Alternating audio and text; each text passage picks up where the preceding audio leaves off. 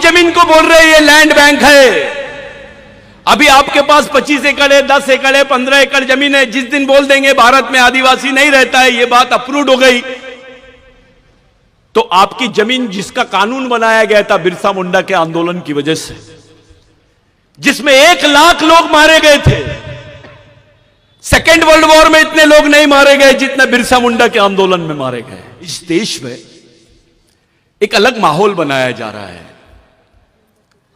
जिसका यह देश है, उस देश का 7/12 ही बदल रहे हैं लोग। उस देश का मालिक आदिवासी है, यह बात को मानने से इनकार कर रहे हैं, लेकिन दूसरी तरफ एक रणनीति और अपना रहे हैं, आदिवासियों को वनवासी बोल रहे हैं। यह बहुत बड़ा मुद्दा है। जिस दिन आदिवासी वनवासी हो जाएगा, उस दिन दलित, ओबीसी और अल्पसंख्यक स्वर्गवासी हो जाएगा। ये कर तो रहे आदिवासियों के साथ, लेकिन इनका टारगेट दलित भी है, ओबीसी भी है, अल्पसंख्यक भी है। पहले आदिवासी मरेगा, लेकिन बाकी सब लोग वेटिंग लिस्ट में रहेंगे। धीरे धीरे मरेंगे, लेकिन मरेंगे सब। यह बात पहली है।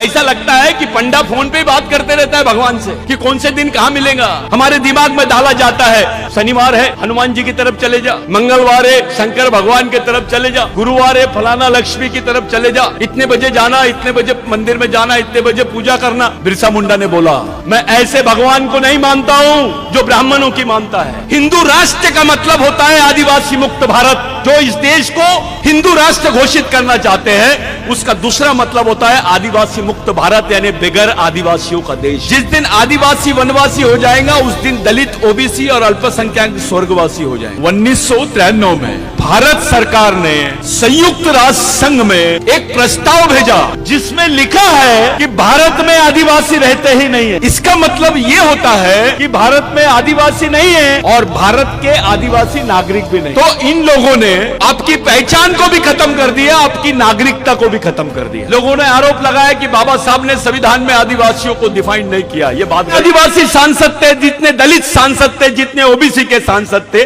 किसी को नहीं लगा कि यह मुद्दा पार्लियामेंट में उठाना चाहिए करके। इस मुद्दे को दबाया गया।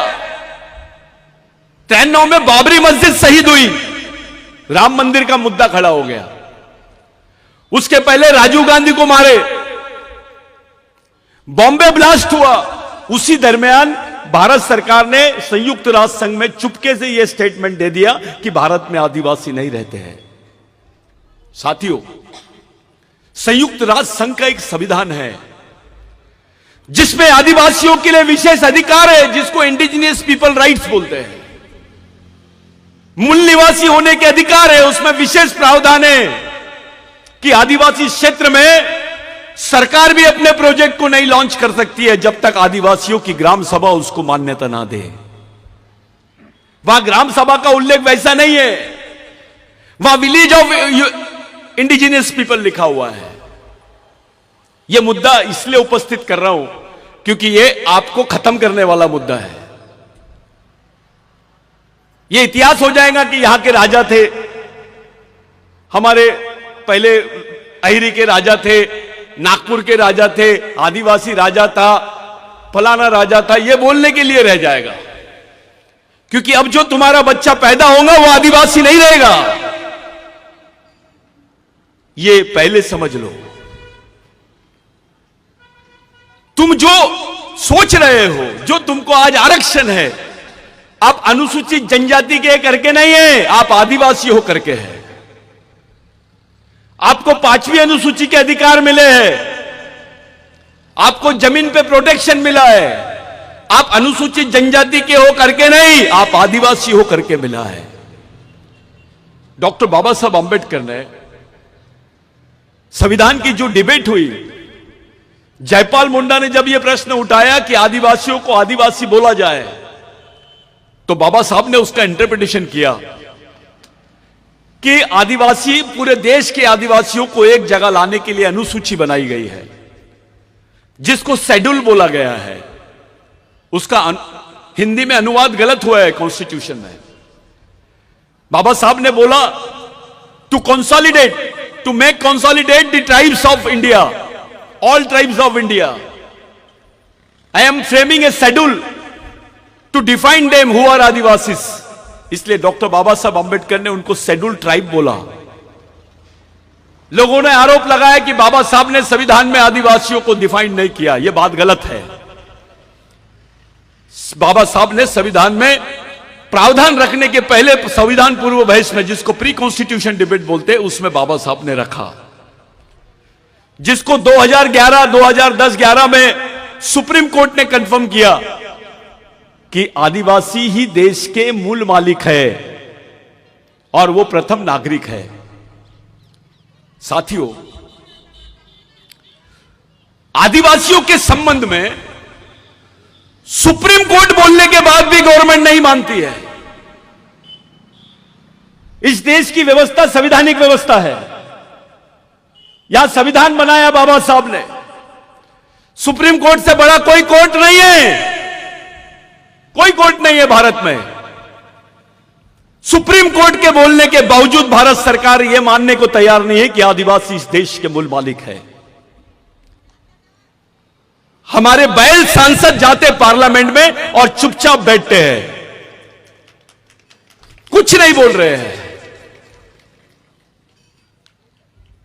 और चुपचाप काम करते हैं वनवासी करके।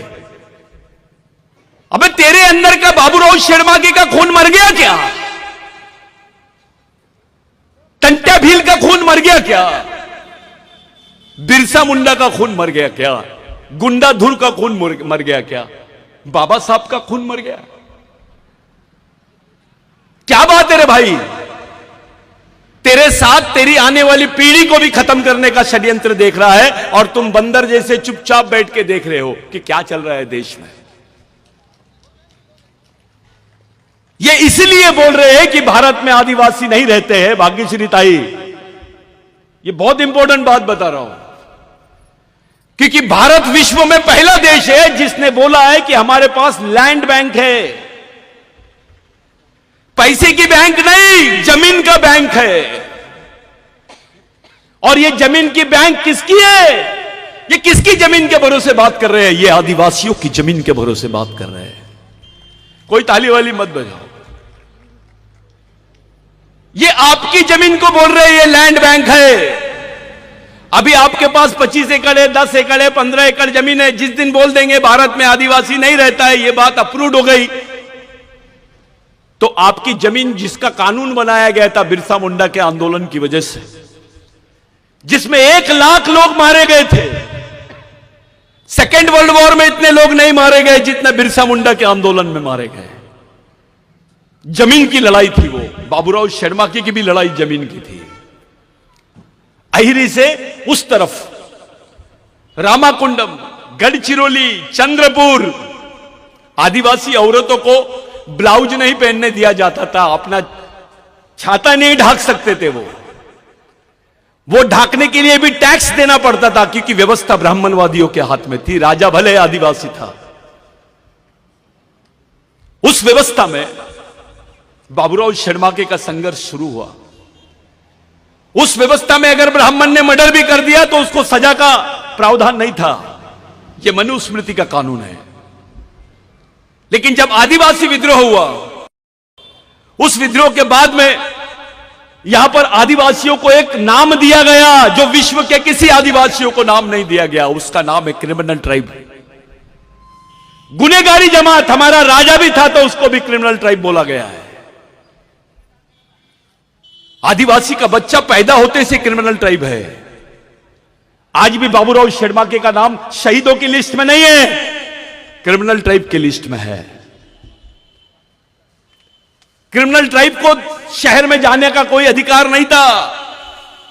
अगर क्रिमिनल ट्राइब को किसी ने मार दिया, गुनेगार जमात के आदिवासी को किसी ने मार दिया, तो उस पर केस नहीं लगती थी। यह कानून था। राजा अपने थे लेकिन कानून दूसरों का चलता था।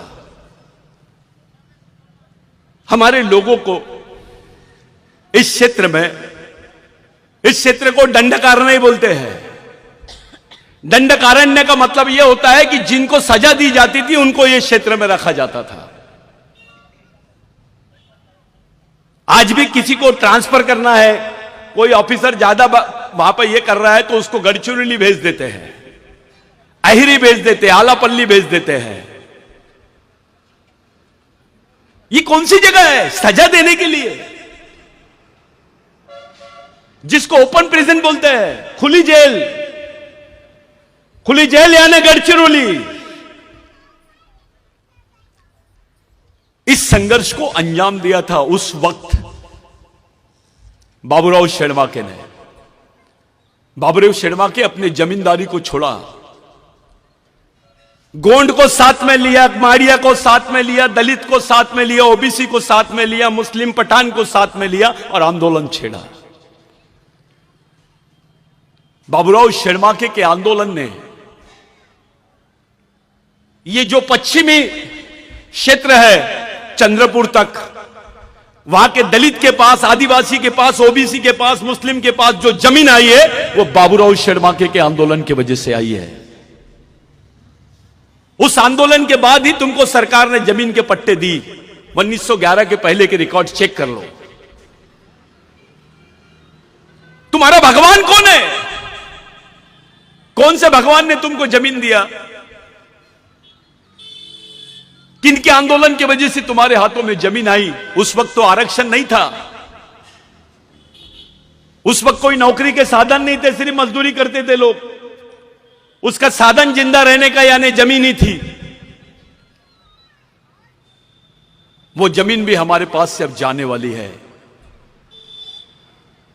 ये एमएलए भी रहेगा, मिनिस्टर भी रहेगा, क्लास 1 अधिकारी भी रहेगा, कलेक्टर भी रहेगा, तो उसका बच्चा आदिवासी नहीं रहेगा। इतना बड़ा षड्यंत्र आदिवासियों के खिलाफ में इस देश में हो रहा है। हिंदू राष्ट्र का मतलब होता है आदिवासी मुक्त भारत। जो इस देश को हिंदू राष्ट्र घोषित करना चाहते हैं, उसका दूसरा मतलब होता है आदिवासी मुक्त भारत, यानी बगैर आदिवासियों का देश। जब तक इस देश में आदिवासी है, इस देश का नाम कोई बदल नहीं सकता, क्योंकि उसका भूमालक आदिवासी है। ये आदिवासियों को ही हटाना चाहते हैं, इसमें कोई बचने वाला नहीं है। हमारे लोग कभी बोलते हैं ये एमएलए ने काम नहीं किया, वो एमएलए ने काम नहीं किया, वो देख नहीं रहा। ये तो छोटी बात है। ये देवेंद्र फडणवीस सरकार ने बोल दी कि 75,000 बोगस को नौकरी से नहीं निकालेंगे। 75,000 बोगस को नौकरी से नहीं निकालेंगे, ये स्टेटमेंट दिया तो हमारी आंख खुल गई। ये तो गलत बोल रहा है। तो पहला सवाल तो ये है, ये 75,000 बोगस आदिवासी कैसे बने? इनके पास सर्टिफिकेट किसने दिया? इसके बारे में कोई बात नहीं करता है। एक ऐसा आदमी जो तुम्हारी सर्टिफिकेट लेता है, जाति का दूसरा प्रमाण पत्र बना के झूठा प्रमाण पत्र बनाता है, ऐसे, और वो तुम्हारे नौकरियां लेता है, उसका उपभोग करता है, ऐसे आदमी को तुम लोग बोगस आदिवासी बोलते हैं। लेकिन तुम्हारे समाज में ऐसा आदमी भी है जो तुम्हारा ही आरक्षण लिया है, कलेक्टर बना है, मिनिस्टर बना है, आमदार बना है, जिला परिषद सदस्य बना है, डॉक्टर बना है, इंजीनियर बना है, और समाज के बारे में नहीं सोचता है। तुम्हारा ही आरक्षण लिया है, तुम्हारा ही भाई है। अगर वो बोगस आदिवासी है तो ये गद्दार आदिवासी है, जो तुम्हारे समाज के बारे में नहीं सोचता है। थोड़ा पढ़ लिख लिया तो नागपुर भगता है, शहर में जाता है, बड़ा बंगला बनाता है, टीवी और बीबी में रह जाता है। उसको समाज से कोई लेना देना नहीं है। एक आध बार चंदा दे दिया तो उसको ऐसा लगता मैंने बहुत बड़ा काम कर लिया। अबे तेरा बच्चा आदिवासी नहीं रहेगा। अपनी औकात थी क्या यहां बात करने की? जब तुम आदिवासी ही नहीं रहोगे तो तुम्हारा क्या होने वाला है, थोड़ा सोचना शुरू कर दो। तुम्हारी पहचान खत्म, तुम्हारा अस्तित्व खत्म। जैसे अंडमान निकोबार में आदिवासियों को देखने जाते ताई और ऐसे ब्रेड के टुकड़े फेंकते हैं। वो बच्चे बिगर कपड़े पहने नंगे हमारे आदिवासी लोग आते हैं सामने, जैसे जानवर को रोटी देते हैं। उसको म्यूजियम बोलते हैं, आजाद घर बोलते हैं, कि बताते देखो ये ऐसे आदिवासी है। ये गढ़चिरौली में भी चल रहा है। गढ़चिरौली में आदिवासियों के नाम पर इंटरनेशनल फंड आता है। आदिवासी को मालूम ही नहीं कि उसके नाम पे कौन फायदा उठा रहा है। जितने आदिवासियों के संगठन गढ़चिरौली में नहीं है, उतने यहां पर एनजीओ है गैर आदिवासियों के। वो कमा रहे आदिवासी को दिखा दिखा के। मैं मुद्दे से हटके बात कर रहा हूं। 13 साल की आदिवासी लड़की अपने हाथ में बंदूक पकड़ती है, टीवी पे दिखाता है कि यह नक्सली थी, यह लड़की को मारा गया है, यह इसकी उम्र 13 साल है। समाज का कोई आदमी उसके बारे में बात नहीं करता कि आखिर क्या बात है, यह 13 साल की लड़की ने अपने हाथ में बंदूक क्यों पकड़ी। कौन सा समाज है तुम्हारा? कौन है तुम्हारे समाज का चालक पालक और मालक? किसके इशारे पे चलते हैं आप? कौन सी व्यवस्था है तुम्हारे पास? यहां का बौद्ध भाई डॉक्टर बाबा साहब आंबेडकर का लिखा हुआ ग्रंथ अपने बच्चे के हाथ में देता है, जिसको बुद्ध और उसका धम्म बोलते हैं। उनका बुद्ध विहार चलता है, उनके स्कूल चलते हैं, भिक्खु काम करते हैं।